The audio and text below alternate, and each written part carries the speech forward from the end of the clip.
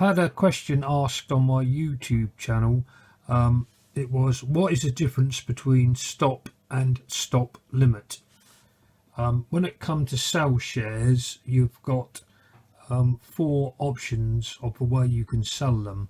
There's sell at the market price, a limit price, a stop price, or a stop limit. This is the trading 212. You go on to sell and you have the options market, limit, stop, and stop limit.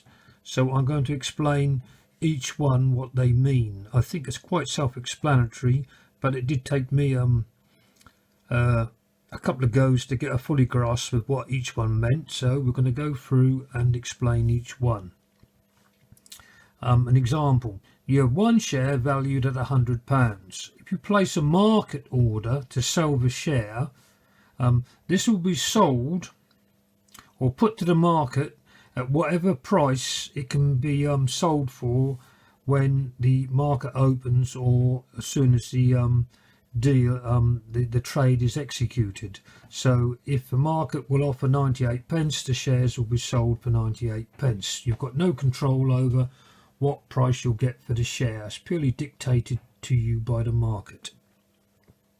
A limit is if you place the limit order to sell a share, say at 97 pence, once the share is put to the market, if the share is offered to the market and cannot be sold for 97 pence or more, the order will not be executed. So you're guaranteeing your price that you'll get for the share, and if it doesn't reach that price or get that price, the transaction will not occur. The next one is a stop. Now, if you place a stop order to sell, this is the price that the instruction will be given to sell the share at the market rate. Say your share is valued at 100 pence and it falls to 97 pence. As soon as it falls to 97 pence, the instruction will be given to place the share for sale at whatever the market price is. So if it's a fast moving market, you may instruct for the share to be sold at 97 pence, but you'll only get the best price possible, so it may be less than 97 pence. And the last one is stop limit. Now, if you place a stop limit order, this is the price that the instruction will be given to sell the share at a price no lower than your limit price.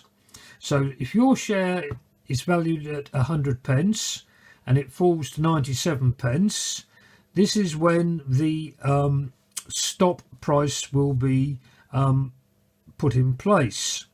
It will be put up for sale, but it'll only be sold if the price does not exceed your limit price, say 95 pence. If you can get 96 pence or 95 pence, the share will be sold. But if the price offered was only 94 pence, due to the fact that the share price is moving fast, the instruction will not be given, and therefore you will remain holding the shares. This also applies, all these instructions apply to the buying of shares also. So I'll just show you here. We go to buy, and you can see the options there again: market, limit, stop, and stop limit. So you've got the 4 instructions that you can give when it comes to selling shares.